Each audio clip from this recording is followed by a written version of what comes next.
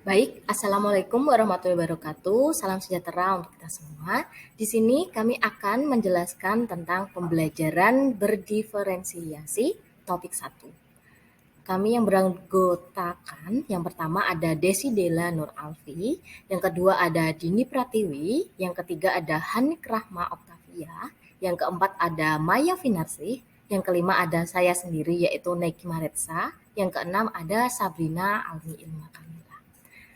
Nah, kemudian dalam presentasi ini kami akan menjelaskan 3 poin penting. Yang pertama, tentang pengertian pembelajaran berdiferensiasi itu sendiri. Yang kedua, contoh keragaman anak di kelas. Yang ketiga, yaitu teori pendukung. Baik, yang pertama saya akan menjelaskan tentang pengertian pembelajaran berdiferensiasi. Nah, untuk pembelajaran berdiferensiasi sendiri adalah usaha untuk menyesuaikan proses pembelajaran di kelas untuk memenuhi kebutuhan belajar peserta didik sebagai individu. Atau bisa dikatakan juga bahwa pembelajaran berdiferensiasi adalah pembelajaran yang memberi keleluasaan dan mampu mengakomodir kebutuhan peserta didik untuk meningkatkan potensi dirinya sesuai dengan kesiapan belajar, minat, dan profil peserta didik yang berbeda-beda. Nah, untuk eh, pengertian ini sendiri diambil dari teori Tomlinson tahun 2001. Kemudian untuk contoh keragaman di kelas akan dijelaskan oleh rekan saya. Baik, di sini saya akan melanjutkan mengenai contoh keragaman anak di kelas. Sebelumnya, saya akan memberikan pengantar sedikit tentang pemilihan strategi pembelajaran berdiferensiasi.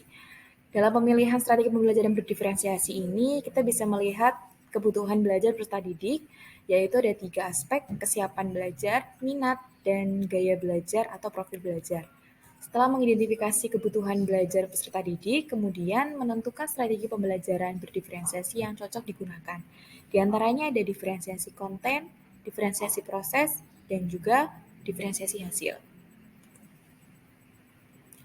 Contoh kasus, di sebuah kelas, terdapat 4 siswa tunagrahita dengan kemampuan yang berbeda-beda.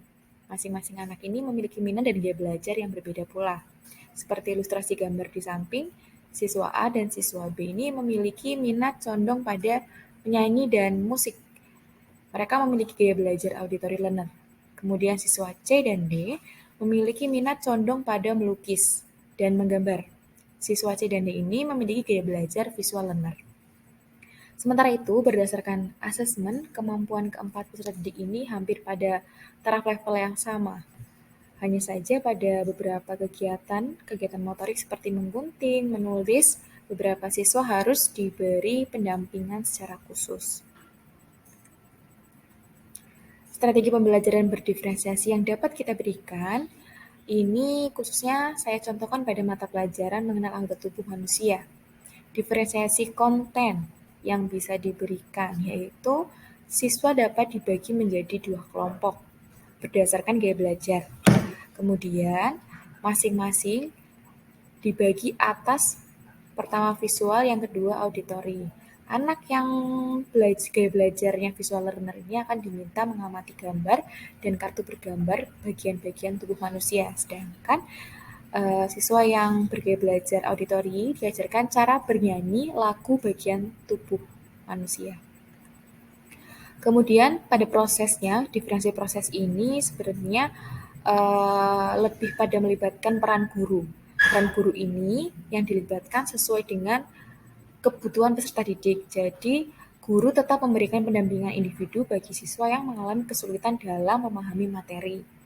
Selanjutnya, pada pembelajaran berdiferensiasi hasil ini, peserta didik tidak dituntut akan hasil yang sama dengan siswa lain, akan tetapi boleh mengekspresikan pengetahuan yang ia dapat sesuai dengan keinginannya. Contohnya, siswa A ini karena ia memiliki minat pada bernyanyi, sehingga pada akhir pembelajaran ia lebih memilih untuk mengekspresikan hasil pembelajaran melalui bernyanyi sambil menari dengan menunjuk anggota tubuh yang dilakukan. Sedangkan siswa C yang memiliki minat pada lukis dan menggambar, ia memilih untuk melengkapi gambar yang sudah disediakan di LKPD. Setelah itu, siswa dapat mempresentasikan ke depan ataupun ditambahkan dengan mewarnai. Dari contoh tadi dapat kita simpulkan bahwa memang sangat penting untuk memperhatikan strategi pembelajaran berdiferensiasi dan jangan lupa untuk tetap mempertimbangkan kebutuhan belajar peserta didik, yaitu kesiapan belajar, minat, dan gaya belajar atau profil belajar peserta didik. Ya, selanjutnya akan dijelaskan tentang teori pendukung pembelajaran berdiferensiasi. Teori yang pertama adalah teori sistem ekologi oleh Uri Bronfenbrenner. Pengertian dari teori ini yaitu, teori sistem ekologi menyatakan bahwa lingkungan sosial dan lingkungan fisik individu mempengaruhi perkembangan individu dan bagaimana mereka berinteraksi dengan lingkungan mereka. Teori ini memiliki 5 tingkatan lingkungan yang berpengaruh pada individu. Bronfenbrenner menekankan pentingnya untuk mempelajari seorang anak dalam konteks lingkungan yang beragam. Fokus utama dari teori ini yaitu konteks sosial di mana individu tinggal dan orang-orang mempengaruhi perkembangan individu tersebut. Ada 5 tingkatan lingkungan dalam teori sistem ekologi. 5 tingkatan lingkungan tersebut yaitu mikrosistem, mesosistem, ekosistem, makrosistem, dan kronosistem. Yang pertama yaitu lingkungan mikrosistem atau kehidupan sehari-hari. Mikrosistem merupakan lingkungan yang paling dekat dengan individu seperti keluarga, sekolah, dan tempat kerja. Ini adalah lingkungan yang paling langsung mempengaruhi individu dan melibatkan interaksi langsung dengan orang lain. Yang kedua adalah mesosistem, yaitu interaksi dari mikrosistem. Mesosistem merupakan interaksi antara 2 atau lebih lingkungan dalam mikrosistem, seperti hubungan antara sekolah dan keluarga. Ini menunjukkan bagaimana lingkungan yang berbeda saling mempengaruhi dan membentuk individu. Yang ketiga adalah ekosistem atau sistem sosial.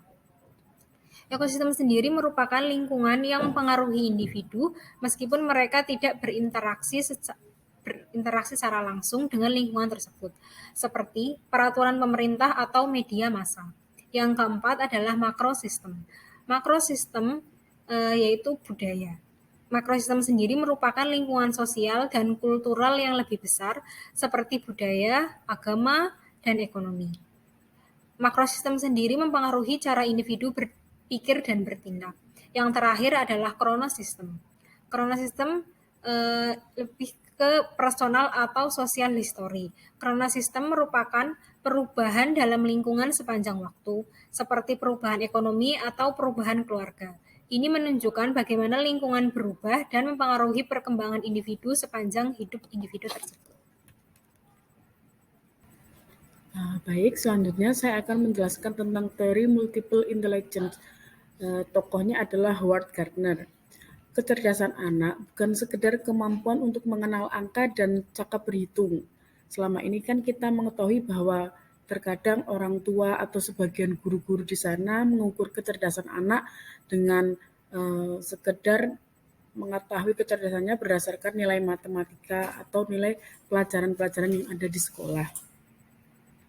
Nah, menurut Howard Gardner, yang juga seorang psikolog dari Amerika Serikat, dalam bukunya yang berjudul Frame of Mind, The Theory of Multiple Intelligence, kecerdasan mencakup banyak aspek dalam kehidupan sehari-hari kita. Nah, ternyata kecerdasan itu dikelompokkan menjadi 9 jenis, yaitu kecerdasan intrapersonal, kecerdasan interpersonal, kecerdasan visual spasial, kecerdasan naturalistik, kecerdasan logikal matematikal, kecerdasan eksistensial, kecerdasan musikal, kecerdasan body kinestetik, dan kecerdasan verbal linguistik. Baik, yang pertama adalah kecerdasan interpersonal. Ini adalah kecerdasan seorang dalam menjalin hubungan atau relasi dengan orang lain. Biasanya untuk kecerdasan interpersonal ini dimiliki oleh seseorang yang memiliki pekerjaan yang berhubungan dengan orang lain seperti public relation, kemudian motivator, politikus, wartawan, maupun marketing. Kemudian untuk kecerdasan visual spasial adalah kemampuan untuk melihat dan mengamati dunia visual dan spasial secara akurat atau cermat. Visual artinya gambar, sedangkan spasial yaitu hal-hal yang berkenaan dengan ruang atau tempat. Untuk orang-orang yang memiliki kecerdasan visual spasial ini, karir yang biasanya cocok untuk mereka itu seperti pilot, arsitek, pakar meteorologi, pelukis maupun sutradara. Kemudian selanjutnya untuk kecerdasan naturalistik adalah kemampuan mengenali dan mengklasifikasikan pola-pola alam dan lingkungan. Anak yang memiliki kecerdasan ini biasanya sangat tertarik dengan lingkungan, binatang, dan tanaman. Biasanya juga mereka sangat mengenali dan dapat membedakan spesies. Nah, untuk orang-orang yang memiliki kecerdasan naturalistik ini, mereka untuk pemilihan jenjang karirnya biasanya sangat cocok untuk orang-orang seperti petani, peternak, konservatif, seperti itu. Kemudian ada kecerdasan intrapersonal. Kecerdasan yang berhubungan dengan kesadaran dan pengetahuan tentang diri sendiri yang melibatkan kemampuan untuk secara tepat dan nyata menciptakan gambaran diri sendiri, yaitu hal-hal mengenai perasaan, pemikiran, dan kecenderungan perilaku lainnya. Nah, profesi yang sesuai untuk orang-orang yang memiliki kecerdasan interpersonal yang tinggi ini biasanya seperti pemuka agama. Kemudian, untuk kecerdasan eksistensial ini adalah kepekaan dan kemampuan seseorang untuk memahami persoalan-persoalan terdalam tentang eksistensi atau keberadaan manusia. Pemahaman terhadap kehidupan dan tujuan hidup merupakan bagian dari kecerdasan ini. Nah, untuk orang-orang yang memiliki kecerdasan eksistensial ini biasanya itu seorang filsuf. Kemudian ada kecerdasan logikal matematikal. Kecerdasan ini memungkinkan manusia melakukan perhitungan, pengukuran, pemikiran induktif dan deduktif serta mengenali pola-pola abstrak. Nah, untuk profesi yang cocok dengan orang-orang yang memiliki logikal matematikal ini biasanya seperti dosen, terus ahli matematis, begitu. Kecerdasan selanjutnya adalah kecerdasan linguistik. Adalah kemampuan untuk menggunakan kata-kata secara efektif, secara lisan maupun tulisan. Kecerdasan ini mencakup kepekaan terhadap arti kata, suara, ritme, dan intonasi dari kata yang diucapkan. Nah, orang-orang yang biasanya di stand up komedi itu juga memiliki kecerdasan linguistik yang tinggi. Selain itu, orang yang memiliki kecerdasan linguistik memiliki indikator-indikator sebagai berikut. Senang dalam berkomunikasi dengan orang lain, serta cerdas dalam penggunaan katanya. Kemudian, untuk kecerdasan musikal merupakan kecerdasan yang paling awal tumbuh dalam diri manusia.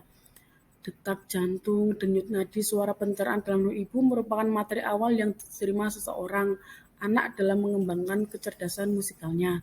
Nah, profesi yang cocok untuk orang-orang yang memiliki kecerdasan musikal yang tinggi ini adalah para musisi. Kemudian untuk yang terakhir adalah kecerdasan kinestetik, adalah kecerdasan yang berhubungan dengan anggota tubuh. Kecerdasan ini memungkinkan koordinasi antara otak dan tubuh manusia. Nah, kemudian untuk orang-orang yang biasanya memiliki kecerdasan kinestetik yang tinggi ini, profesi yang sesuainya biasanya adalah atlet olahraga maupun penari. Kemudian teori Zone of Proximal Development oleh Vygotsky, yaitu jarak antara kemampuan siswa untuk melakukan tugas di bawah bimbingan orang dewasa dengan pemecahan masalah secara mandiri sesuai dengan kemampuan siswa. Batasan terbawah dari ZPD adalah tingkat keterampilan yang dapat dicapai oleh anak dengan belajar sendiri, dan batas tertinggi dari ZPD adalah tingkat keterampilan yang dapat dicapai anak dengan bantuan orang lain. Vygotsky mengemukakan tentang 4 tahapan dari ZPD yang terjadi di dalam perkembangan dan pembelajaran. Tahap 1 yaitu tindakan anak masih dipengaruhi atau dibantu oleh orang lain. Pada tahap ini, anak masih dibantu dalam memakai baju, sepatu, dan kaos kaki. Ketergantungan ini sangat besar, tetapi anak suka memperhatikan cara kerja yang ditunjukkan oleh orang dewasa. Kemudian tahap 2 yaitu tindakan anak didasarkan atas inisiatif sendiri. Pada tahap ini, anak mulai berkeinginan untuk menggunakan pakaian sendiri, menggunakan kaos kaki, dan juga sepatu sendiri. Namun pada tahap ini, anak masih sering keliru memakai sepatu antara yang kiri dan yang kanan. Bahkan dalam menggunakan baju juga masih butuh waktu yang lama karena kekeliruan dalam menggunakan kancing baju. Kemudian tahap yang ketiga yaitu tindakan anak berkembang spontan dan terinternalisasi. Anak mulai menggunakan sesuatu tanpa perintah dari orang dewasa. Sebelum berangkat sekolah, anak sudah tahu apa saja yang akan dilakukan, mulai dari menggunakan seragam sampai menggunakan kaos kaki dan juga sepatu sendiri. Yang terakhir, tahap 4 yaitu tindakan spontan akan terus diulang-ulang hingga anak siap untuk berpikir secara abstrak. Nah, pada tahap ini anak memiliki perilaku otomatis. Anak sudah dapat melakukan segala sesuatu tanpa contoh, tetapi berdasarkan pada kemampuannya dalam mengingat urutan sesuai kegiatan. Bahkan, anak mampu menceritakan kembali apa saja yang dilakukan di pagi hari ketika hendak berangkat ke sekolah. Teori berikutnya adalah learning modalities. Pembelajaran dengan model pembelajaran yang menggunakan visual, auditory, dan juga kinestetik. Merupakan suatu pembelajaran yang memanfaatkan gaya belajar setiap individu dengan tujuan agar semua kebiasaan belajar siswa dapat terpenuhi. Dalam teori ini terdapat 3 gaya pembelajaran. Yang pertama adalah gaya visual, lalu ada gaya auditory, dan berikutnya adalah gaya belajar kinestetik.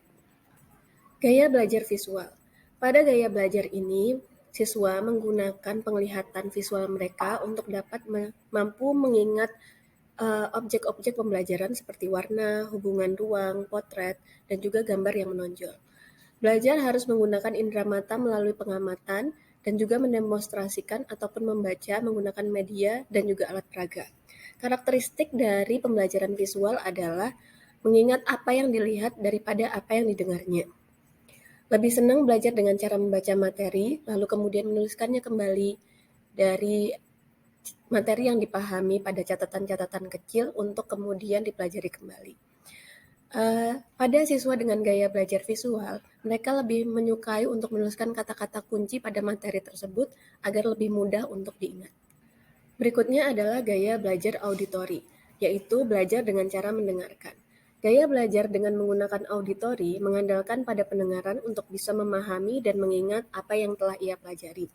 Modalitas ini mengakses segala jenis bunyi dan juga kata yang diciptakan maupun diingat, seperti musik, nada, irama, dialog, dan juga suara-suara yang terdengar pada saat pembelajaran.